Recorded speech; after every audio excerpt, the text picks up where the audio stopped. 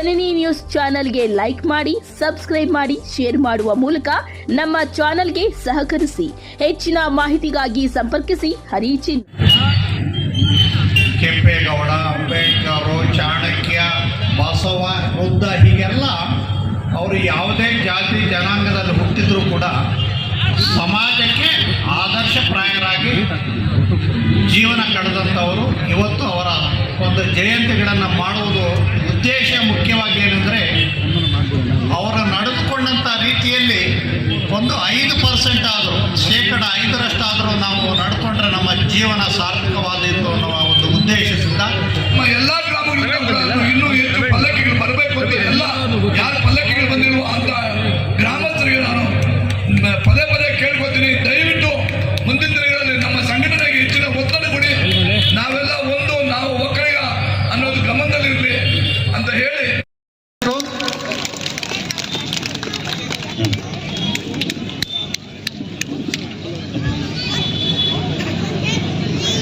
ನಮ್ಮ ಸಮುದಾಯದ ಹಿರಿಕರಿಂದ ಇವರಿಗೆ ಸನ್ಮಾನ ನಡೀತಾ ಇದೆ. ಇದೊಂಥರ ಉತ್ಪೂರ್ವಕವಾದಂಥ ಕ್ಷಣಗಳು.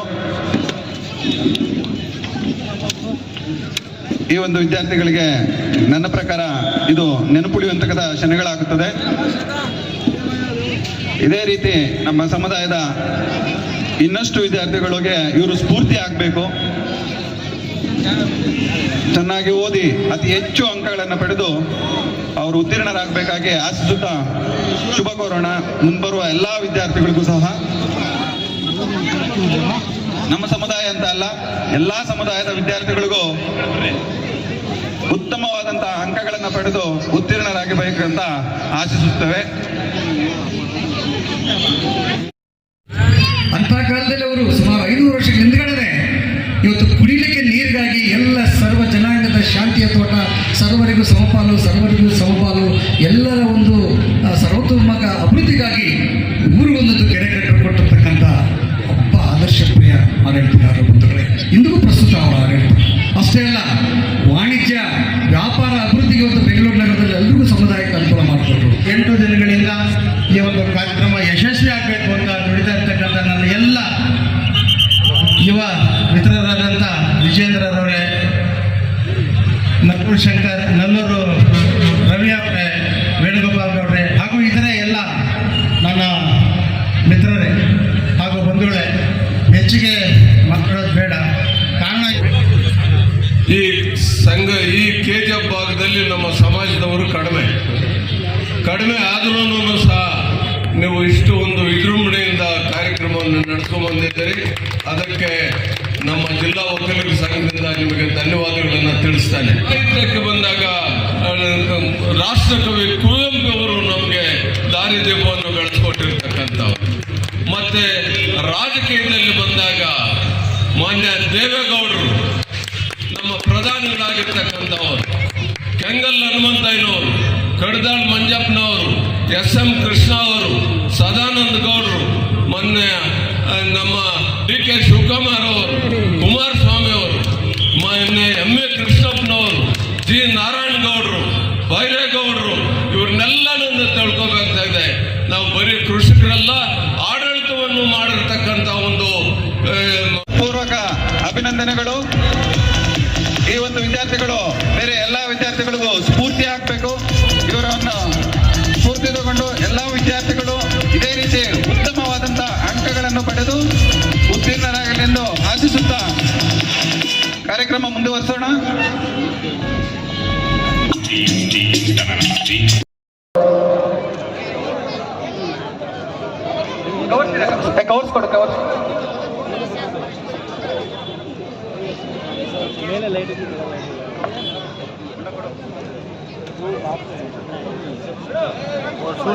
ಎಲ್ಲ ಬಂದಿದ್ದಕ್ಕೆ ಧನ್ಯವಾದಗಳು.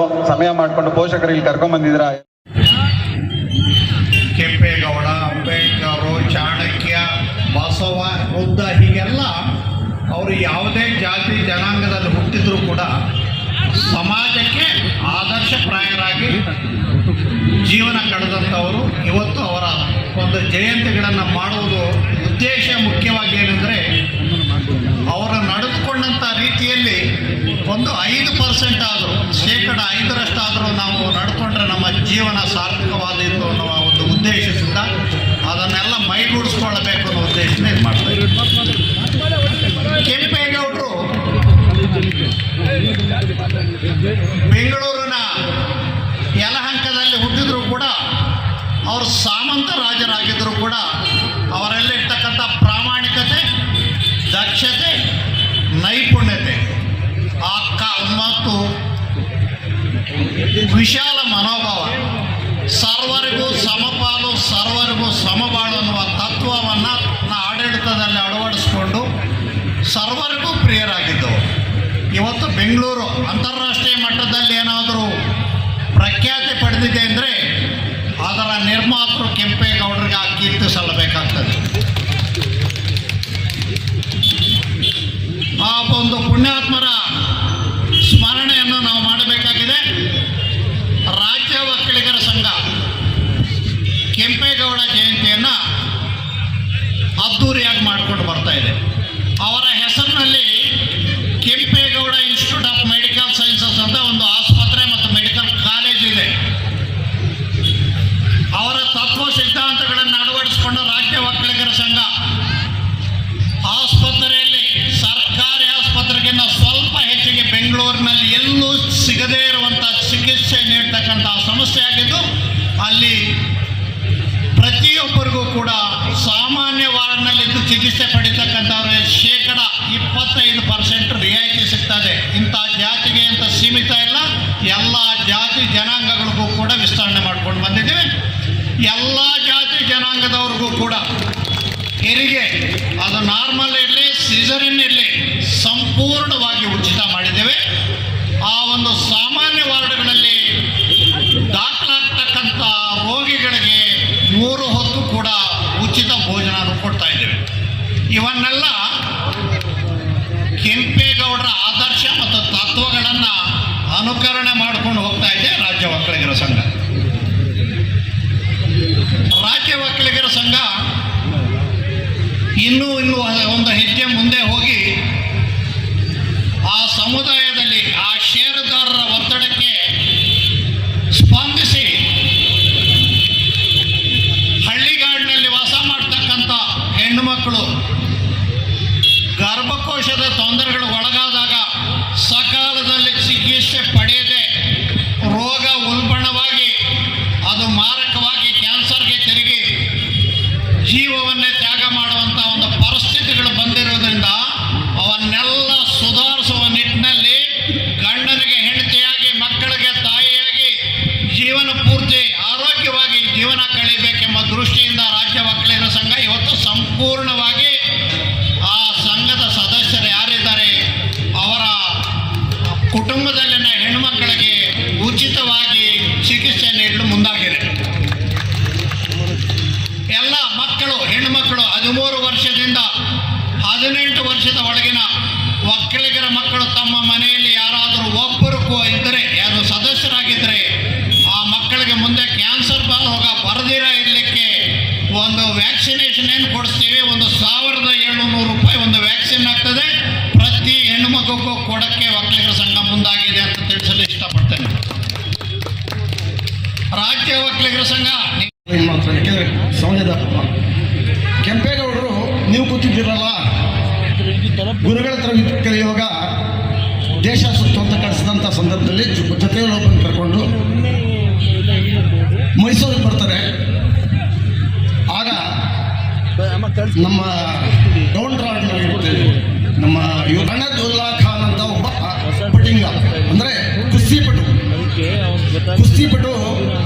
ಬಂದವರೆಲ್ಲ ಸೋಲ್ಸಾಕ್ತಾರೆ, ಎಲ್ಲರೂ ನಮ್ಮವರೆಲ್ಲ ಸೋಲ್ತಾ ಇರ್ತಾರೆ. ಆ ಸಂದರ್ಭದಲ್ಲಿ ಅವನು ಪಟಿಂಗ ಅಂತ ಪದ ಹೇಳಿದೆ. ಅವಾಗ ಎಲ್ಲರೂ ತೊಟ್ಟಿ ಹಿಂಗಾರನ ಇದ್ದೀರಂತ ಸ್ಟೇಜ್ ಮೇಲೆಲ್ಲ ಓಡಾಡ್ತಿರ್ತಾರೆ. ನಿಮ್ಮ ಜಾಗದಲ್ಲಿ ಕೂತ್ಕೊಂಡಿರೋಂಥ ಕೆಂಪೇಗೌಡ ಹುಡುಗ ಎದ್ದು ಬಂದು ನಾನಿದ್ದೀನಿ ಅಂತ ಎದ್ದು ಬಿಡ್ತಾನೆ. ಅವನ ಜೊತೆ ಭಯಪಟ್ಬಿಟ್ಟು ಓಡ್ಬಿಡ್ತಾನೆ. ಅಲ್ಲಿ ಬಂದು ಮಲ್ಲಯ್ಯ ನಡೀತದೆ, ರಣದುಲ್ಲಾ ಖಾನ್ನ ಸೋಲಿಸ್ತಾನೆ. ಅಲ್ಲಿ ಪ್ರಪ್ರಥಮ ಬಾರಿಗೆ ಕೆಂಪೇಗೌಡ ಸಭೆಗೆ ಮೈಸೂರಿನ ಪ್ರಾಂತ್ಯಕ್ಕೆ ಅಂದಿನ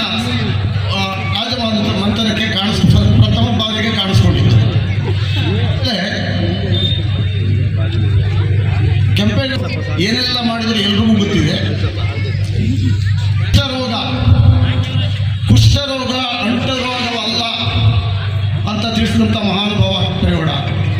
ಮೂರನೆಯದು ಕೊನೆಯದಾಗಿ, ಯಾವ ರಾಜರಿಗೆ ಯಾವ ಪಾಳೆಗಾರರು ರಾಜ್ಯಕ್ಕೆ ನಿಷ್ಠೆಯಾಗಿರುವುದಿಲ್ವೋ ಅಂಥವ್ರನ್ನೆಲ್ಲರನ್ನು ಸೋಲಿಸಿ ರಾಜ್ಯಕ್ಕೆ ಪ್ರಾಂಪ್ಟಾಗಿ ಕೆಲಸ ಮಾಡ್ತಿರ್ತಾನೆ.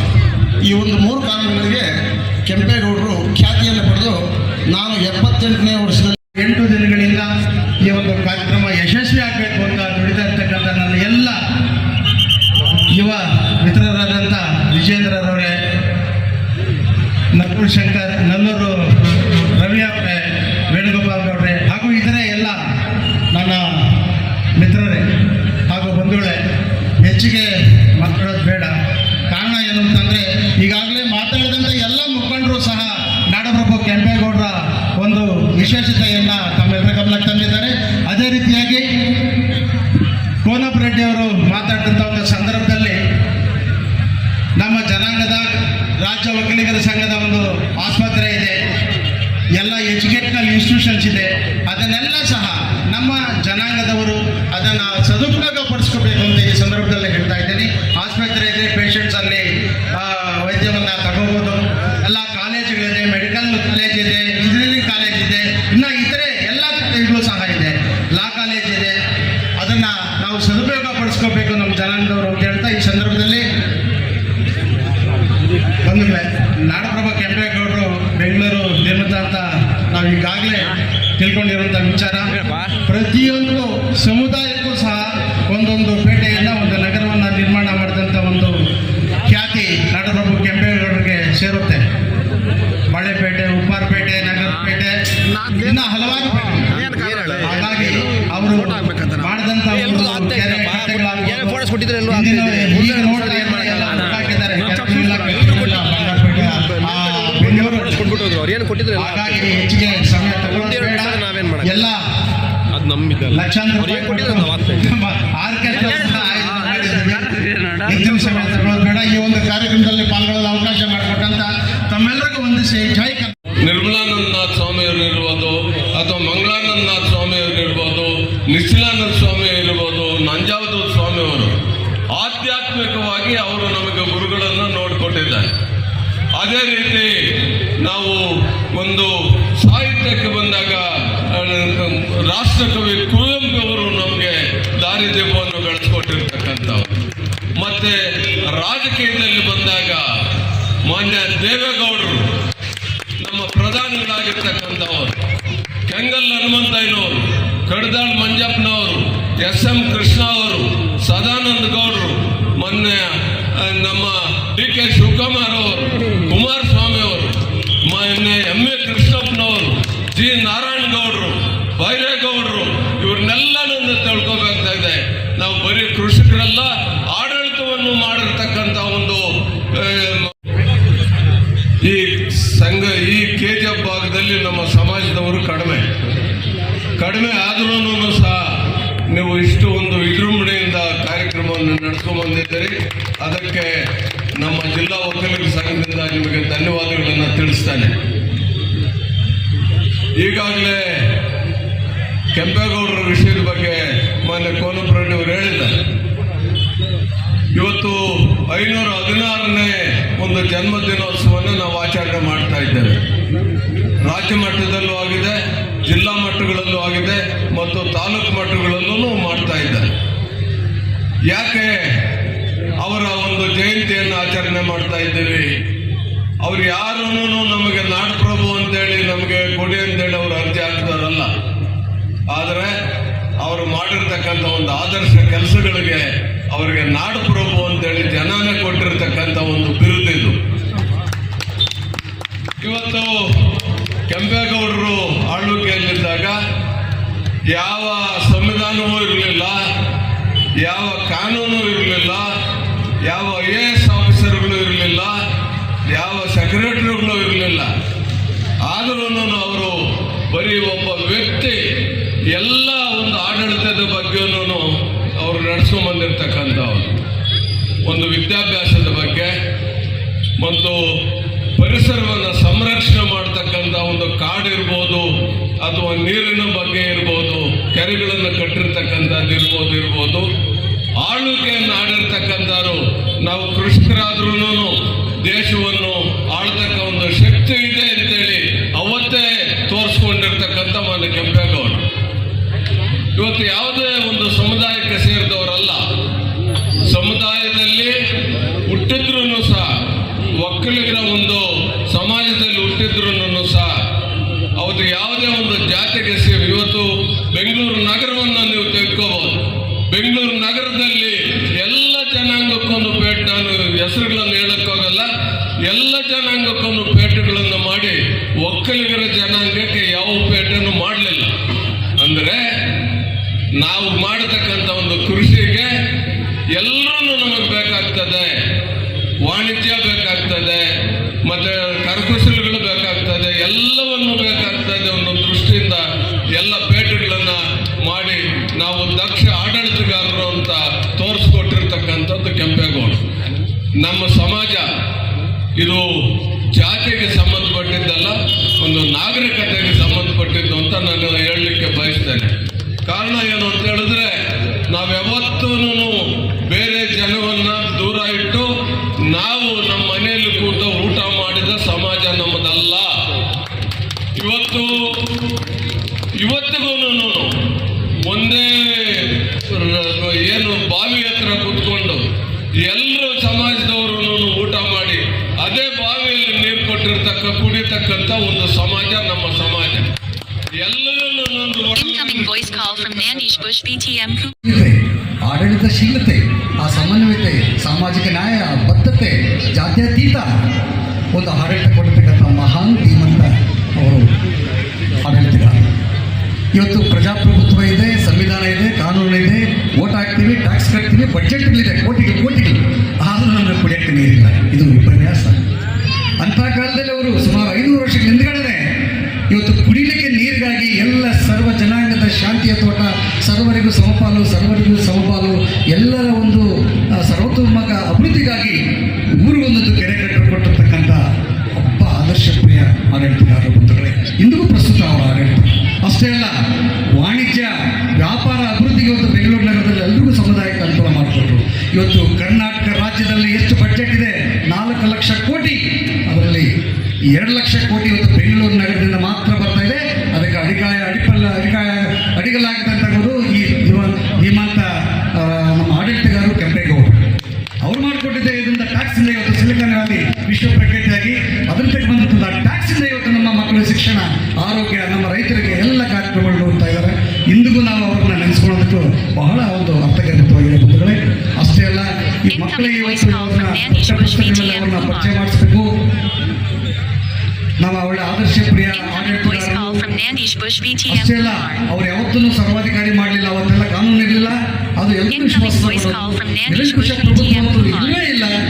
ಹಾಗಾಗಿ ಅವರ ಒಂದು ಆಳ್ವಿಕೆ, ಅವರ ಆಡಳಿತ ಸುಧಾರಣೆಗಳು, ಜಾತ್ಯತೀತ ಮನೋಭಾವ, ದೂರದೃಷ್ಟಿ, ಶ್ರಮ, ಕೆರೆ ಕುಂಟಿಗಳನ್ನು ಕಟ್ಟಿ ಎಲ್ಲರ ಅಭಿವೃದ್ಧಿ. ಜನನಿ ನ್ಯೂಸ್ಗೆ ಸ್ವಾಗತ.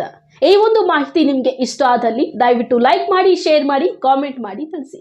ಮುಂದಿನ ವಿಡಿಯೋ ನೋಟಿಫಿಕೇಶನ್ ನಿಮಗೆ ಬರಬೇಕು ಅಂದ್ರೆ ಬೆಲ್ ಬಟನ್ ಅನ್ನ ಕ್ಲಿಕ್ ಮಾಡಿ.